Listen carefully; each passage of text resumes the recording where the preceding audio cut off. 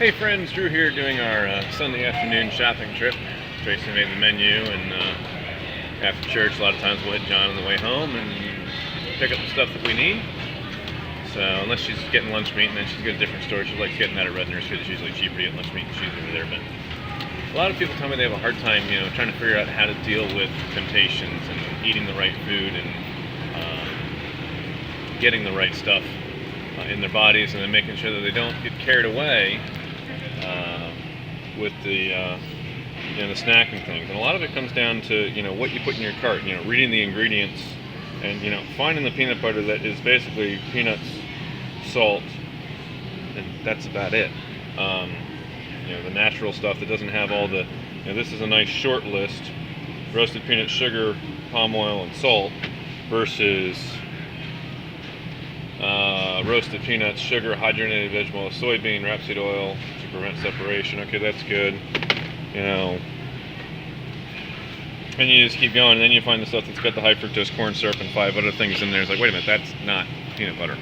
So it really comes down to what you put in your cart to begin with. Are you getting the organic stuff? Are you getting the stuff that's going to be good for you?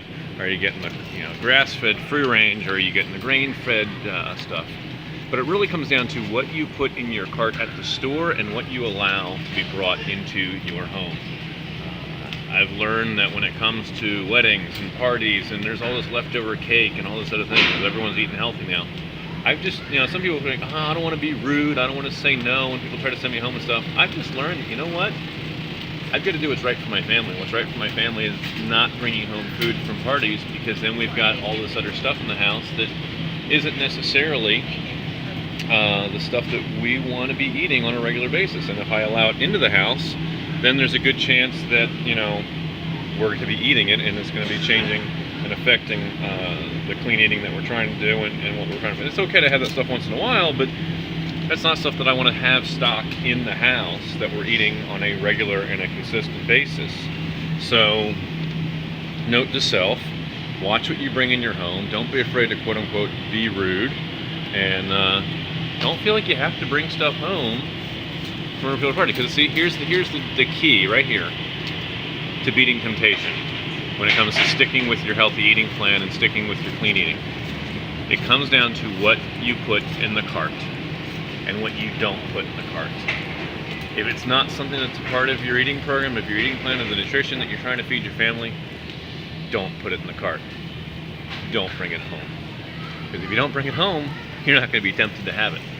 But if you stop at your favorite tasty cake, well, these will be fun, I'll just have them for the thing, and we put them in the cart, well, then they're at the house. And then when your craving hits, instead of going for your legal cheats and those healthy snack options that you've brought home as a part of your program, now you've got these other things that are not on the list, that are not good for you. And once you start that sugar craving, once you start that sugar crash cycle where you eat a lot of sugar, your blood sugar goes up, it spikes, then your body responds, your thyroid starts doing what it's supposed to be doing, you start secreting all these hormones, your sugar level drops, you have a crash. Now you have this low sugar state where all of a sudden you're getting hungry because you're in this low sugar cycle. If you can learn how to keep your blood sugar a whole lot more consistent, and we have a program to help do that, we have aspects of the system that help do that,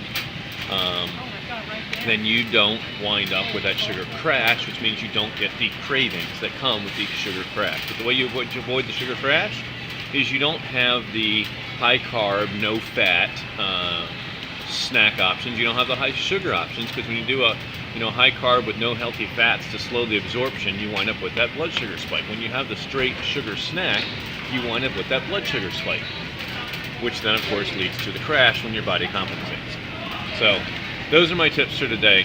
Don't bring it home if it's not on the plan. Don't put it in the shopping cart, and that's how you're going to fight the cravings. You don't fight your cravings by having self-control when you get to the house. You fight the cravings by not putting it in your cart at the grocery store. That's it for Drew saying dream big, dream bigger. Hashtag make life more epic. If this has been helpful, leave a like, leave a comment, leave a share. If you'd like more information about joining our team, 855-21-GOALS or www.justhelp2two.com. Drew Cope, Giant Shopping Center, saying bye for now.